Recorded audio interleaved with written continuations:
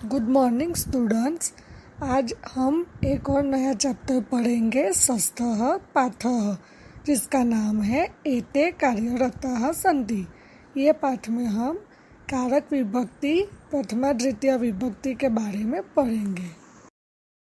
आइए अब हम आगे पढ़ते हैं। स्टूडेंट्स, जैसे क्रिया करने वाला कर्ता कारक होता है, यहाँ पे लड़की का पिक्चर दिया गया है जो लिख रही है।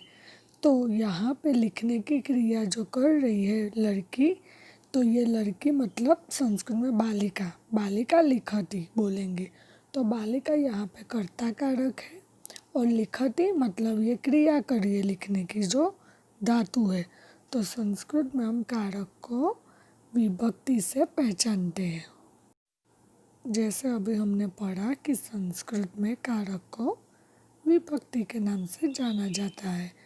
अब एक और उदाहरण देखते हैं। ओके, जैसे कि यहाँ एक बालक विद्यालय जाता है, तो क्या लिखा, राम विद्यालयम गच्छति।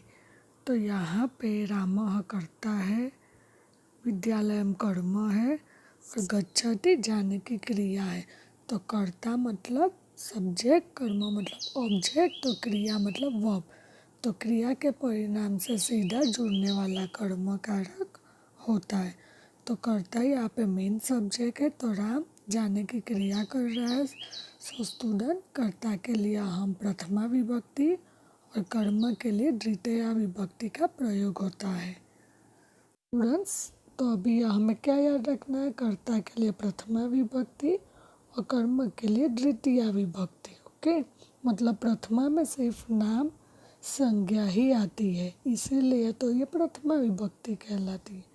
और द्वितीया में कर्ता जिससे काम कर रहा हो, मतलब जो मेन सब्जेक्ट है वो कुछ ऑब्जेक्ट से काम कर रहा हो या करवा रहा हो किसी से, ठीक है, इसीलिए वो कर्म कहलाता है।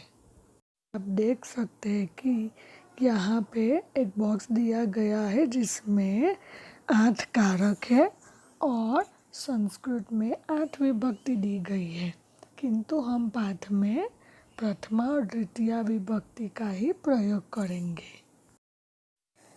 संज्ञा ही प्रथमा विभक्ति होती है और संज्ञा की जगह पे सर्वनाम का भी प्रयोग किया जाता है, क्योंकि बार बार हम नाम यूज़ नहीं करते, हम कई बार सर्वनाम का भी प्रयोग करते हैं। सो जैसे हिंदी में यह वह सर्वनाम का प्रयोग करते हैं, वैसे संस्कृत में सह सा अयम ऐसा का भी प्रयोग करते हैं। तो यह पाठ में हम कुछ सर्वनाम का भी प्रयोग करना सीखेंगे। यहाँ पे एक और उदाहरण दिया गया है जिसमें लिखा है नरः किम करोति अयम भोजनम करोति।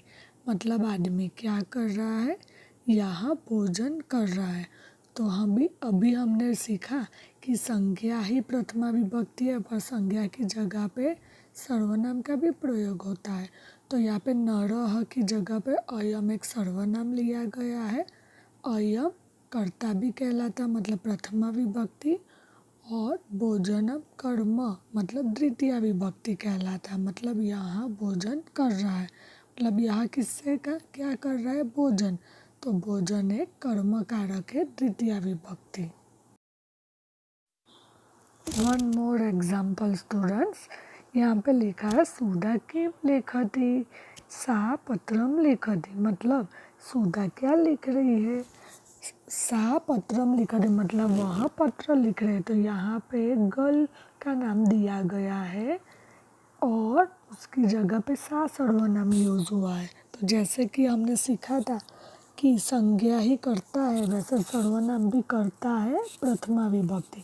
तो यहाँ पे सा प्रथमा विभक्ति और क्या कर रही है, मतलब क्या लिख रही है, तो पत्रम। तो पत्रम एक उसका ऑब्जेक्ट है, मतलब द्वितीया विभक्ति कर्म कारक, और लिखती एक क्रिया है।